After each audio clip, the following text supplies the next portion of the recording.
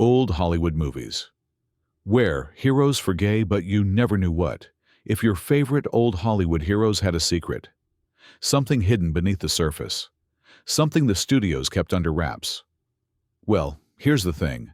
Cinema history isn't always what we think it is. Today, we're counting down the top 12 old Hollywood movies where heroes were gay, but you never knew it. These films carry hidden stories, coded messages that slipped past censors, and moments only certain audiences could see. Let's dive into the list, starting with number 12. Number 12, Suddenly, Last Summer, 1959.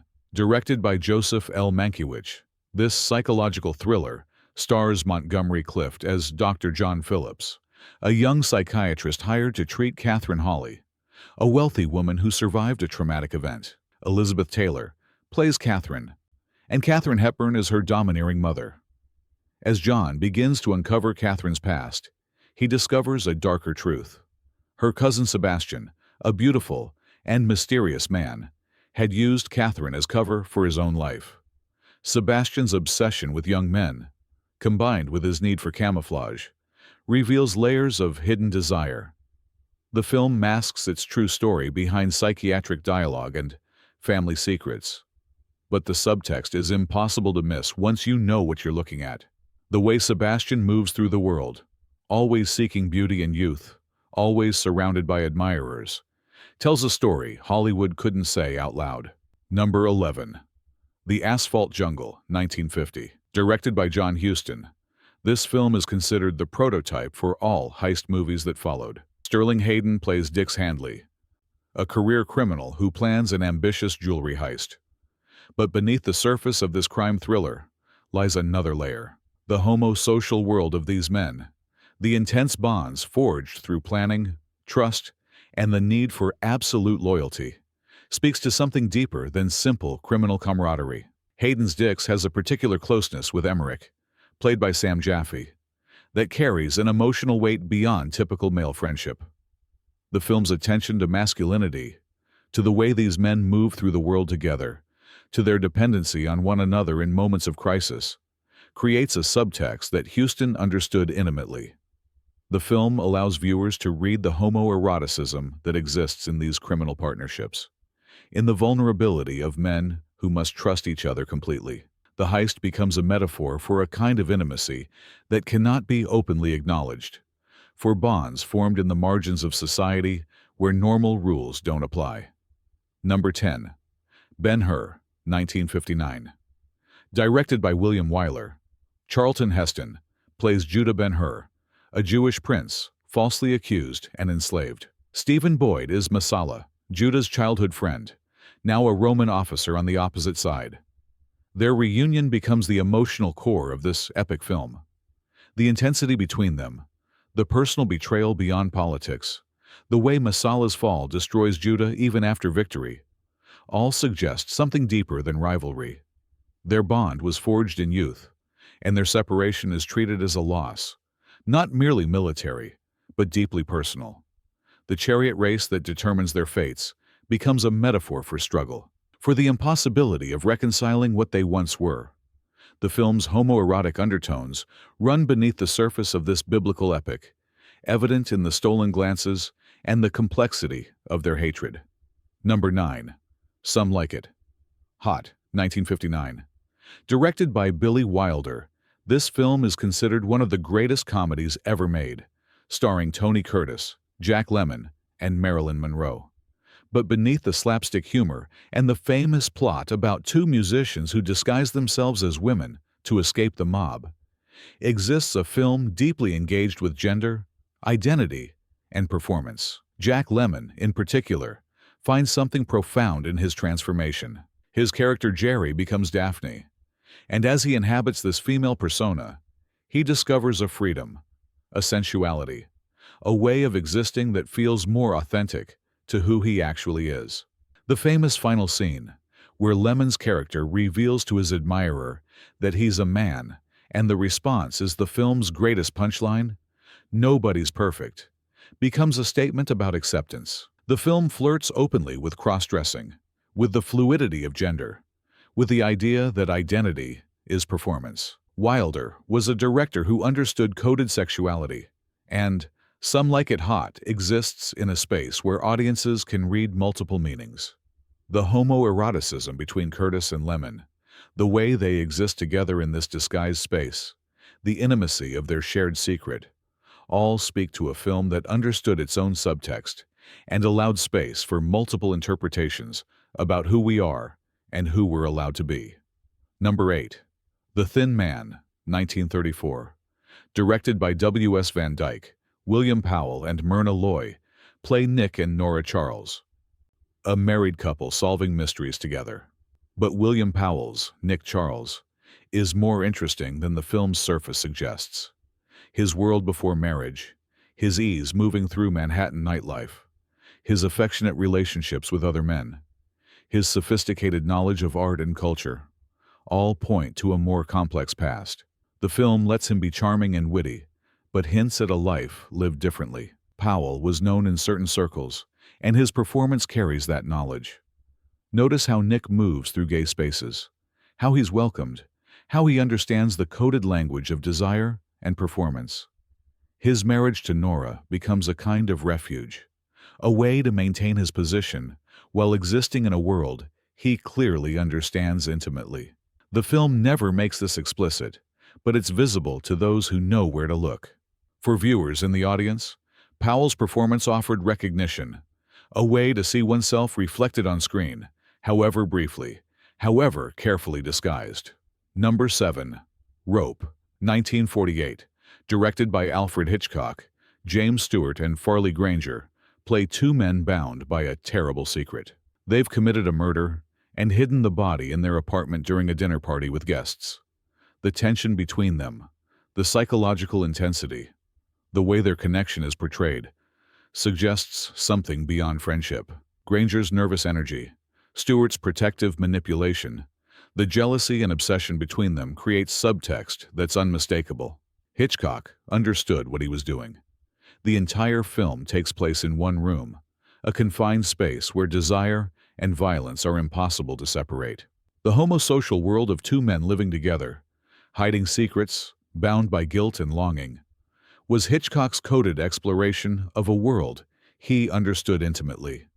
The film became a cult classic precisely because audiences recognized what was really being said. Number 6. Johnny Guitar, 1954. Directed by Nicholas Ray, Joan Crawford plays Vienna, a tough saloon keeper who runs her own place. Sterling Hayden is Johnny Guitar, a man with a gun who appears to be her match. But the real tension in the film exists between Vienna and Emma Small, the rival woman played by Mercedes McCambridge. What looks like a story about a woman caught between two men is actually about the intense relationship between Vienna and Emma. Their rivalry is romantic and possessive. Emma's jealousy over Vienna's attention to Johnny feels deeply personal. The way Emma watches Vienna, the way she moves through the saloon, obsessive and violent, speaks to desire expressed as rage. Ray understood subtext.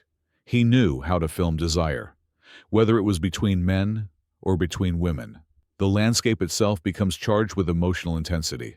Johnny Guitar survives because it tells a story about a woman's independence, but also about the complexity of feminine bonds and the ways women could express devotion to each other within the constraints of the era. The film allows multiple readings, and Ray trusted his audience to see what was really happening beneath the Western adventure story. Number 5. In a Lonely Place, 1950. Directed by Nicholas Ray, Humphrey Bogart plays Dixon Steele, a volatile and charming screenwriter falsely accused of murder. Bogart's persona has always carried a certain coded sexuality, but in this film, his relationships with men are layered. His closeness to his agent Art Hansen, played by Frank Lovejoy, suggests something beyond professional. The homoerotic tension, the dependency, the way his life revolves around this male relationship, feels central to who Dixon is. Bogart himself lived a complex life, and his performance contains that knowledge. The film is a noir about false accusation and masculine volatility, but it's also a film about a man whose emotional truth cannot be fully expressed within the world of the story. Ray's camera lingers on moments between the men, on unspoken understanding. On the way, affection becomes complicated when it must be hidden. The darkness of the title refers not just to criminal suspicion, but to the loneliness of being unable to be fully known, unable to acknowledge your own desires. Number 4. A Streetcar Named Desire, 1951. Directed by Elia Kazan. Marlon Brando plays Stanley Kowalski, and Vivian Leigh plays Blanche Dubois. Tennessee Williams wrote the play and knew exactly what he was writing. Blanche's mysterious past, her intense attachments to women, her delicate sensibility, her inability to conform, all point to Williams himself. But the subtext runs deeper with Stanley and with other male characters.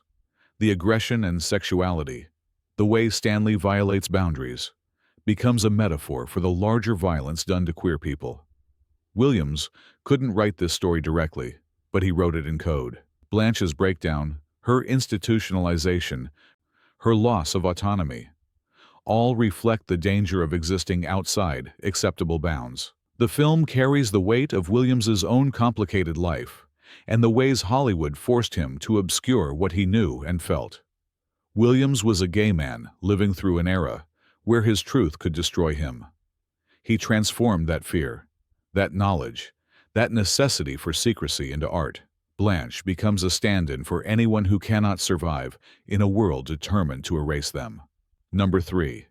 The Best Years of Our Lives, 1946. Directed by William Wyler, this film follows 3 veterans returning home after World War II. Harold Russell plays Homer Parrish, a man who lost both his hands in battle. His scenes have a tenderness, an intimacy with the other male characters that goes beyond typical male friendship. The way he's cared for, the way his vulnerability is explored, suggests something about acceptance, about being seen and loved despite difference and disability. Wyler was known to be gay, and his sensitivity to outsider characters, to those who don't fit, infuses the entire film. The picture isn't explicitly about homosexuality, but it's about belonging, about acceptance, about the ways war changes men and the bonds they form with each other. Homer's story becomes a metaphor for anyone who returns, changed, and needs to find their place again. Number 2. Gentlemen Prefer Blondes, 1953. Directed by Howard Hawks, Jane Russell and Marilyn Monroe are the famous stars, but Carol Channing and the male performers carry another story. The film celebrates women's independence and female friendship, but beneath that, it's also fascinated with beauty itself, with aesthetics, with artifice and performance. The show numbers, particularly the iconic performances, celebrate a certain kind of sensibility, a certain approach to spectacle that appeals across audiences. The film never says this, but it allows space for multiple readings, for different audiences to see themselves in the glamour and the excess. The famous "Diamonds Are a Girl's Best Friend" number becomes a statement about desire, about taking what you want, about constructing yourself as object and subject simultaneously. Number 1. Gigi, 1959. Directed by Vincente Minnelli, Gigi is his masterpiece about a young woman learning to be whatever others desire her to be, about the performance of identity, about training, about the construction of beauty. Gigi learns her role in a highly ritualized world. Leslie Caron plays Gigi, and Louis Jourdan plays Gaston. But the real story is about Minnelli's understanding of performance and identity. The film is technically about romance, but it's really about artifice, about the way we construct ourselves to survive in the world. The gorgeous production design, the obsessive attention to beauty, the way every gesture is choreographed, all speak to Minnelli's sensibility, his understanding of how identity is created and performed. Gigi won Best Picture at the Academy Awards, making it the biggest film of the year. But underneath the romance and underneath the celebration of femininity exists a deeply queer vision about the ways we transform ourselves, about beauty as survival, about the creation of identity itself. If you enjoyed this list, Don't forget to hit that like button and subscribe for more deep dives into cinema. Leave a comment with your own discoveries. Did you catch these moments in other films? Tell us what hidden stories you found in the movies you love. Which of these films surprised you? And which ones did you already know about? Thanks for watching, and until next time.